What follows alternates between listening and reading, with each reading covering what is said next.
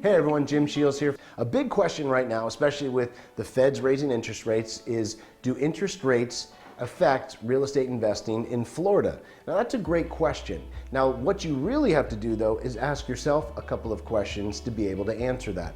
The first question is, what are values doing? You see, a big question for me is always, if values are increasing and rates are increasing, which is going faster? Which is increasing more? Currently in Florida, for example, the values are going up a lot quicker than the interest rates. So when you're in a new construction home that's being built, let's say it's 8 to 10 months out, you have to ask yourself that question is, yes, if there's an interest rate rise, will that affect be more on the values? What we're seeing right now is the values are going up a lot quicker than the interest rates, which is a very positive thing. Now, if it was going the other way and values were coming down or staying stagnant, well, that would be a different consideration that you'd want to look at as well.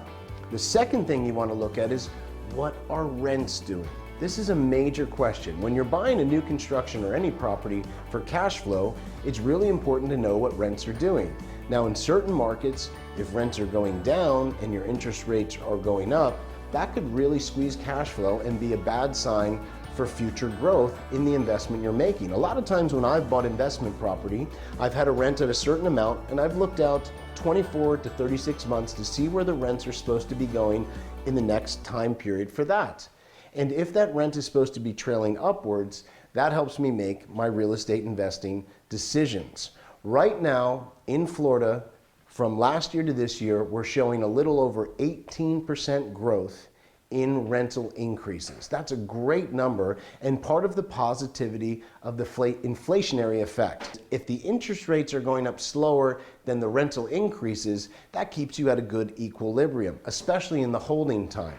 And what we're seeing right now for a lot of our investors is, as they're waiting for their property to be finished being built, those rent raises are going up so much quicker than the interest rates that they're actually in a better position by the time the property closes. This is something that you want to look at for the overall of the interest rate. And the interest rate also can go up or down. And a question that you want to ask yourself right now is, do you believe interest rates are going to go up, or do you believe that they're going to go down?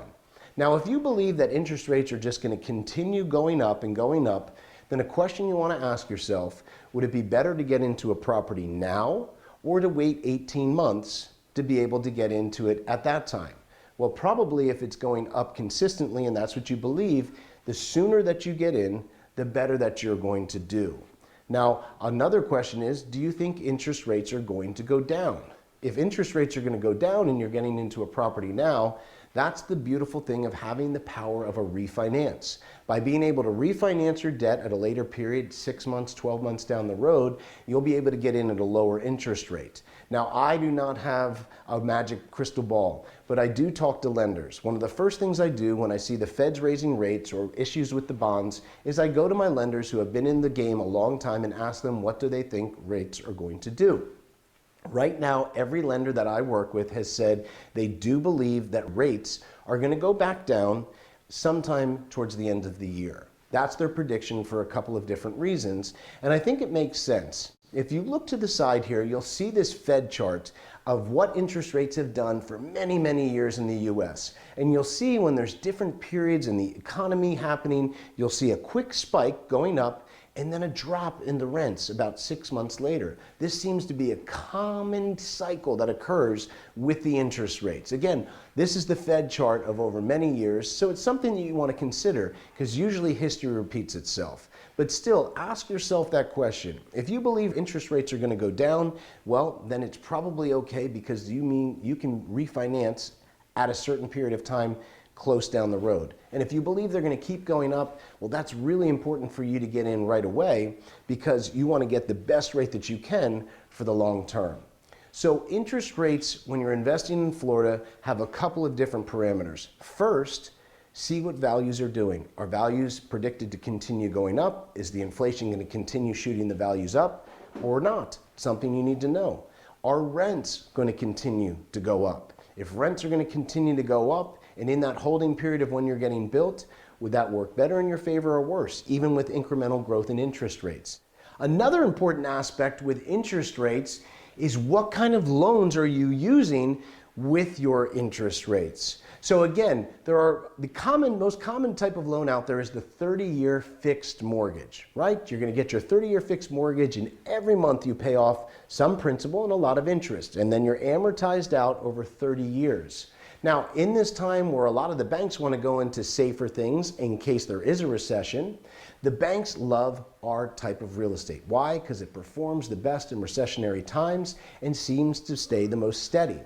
So there are other options available out there besides the 30-year mortgage. Some of our lenders now, and a lot of you know, are offering 40-year mortgages with the first 10 years being interest only. So what does that do? Well, if you have the first 10 years at interest only and it's fixed, it's a fixed rate all the way through, you're able to recapture that debt pay down that would just be going into a basic savings account that you couldn't use, but actually become cash flow to you. Debt reduction is a great thing, but you can't access the cash of your debt reduction. It just sits there more as a savings account you can't get to. When you go to a fixed interest only, you're now leveraging the property to be able to produce more cash flow for you. And as long as you're at a long-term fixed interest rate, you can really up your cash flow in skinnier times while the rents are still catching up in these inflationary times. Now, as I talked about in other videos, rents are growing very quickly. So if you can just get some extra cash flow from an interest-only loan,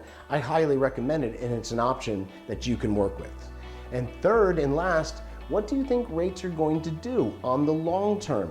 Are you talking to your lenders? Are they thinking rates are going to drop in 6 to 12 months and there'll be a slowdown again to show the history of what the Fed is shown to do over interest rates for the long term? Ask yourself these questions, answer these questions, and I think you'll be able to make the best decisions for moving forward in your own new construction build-to-rent properties.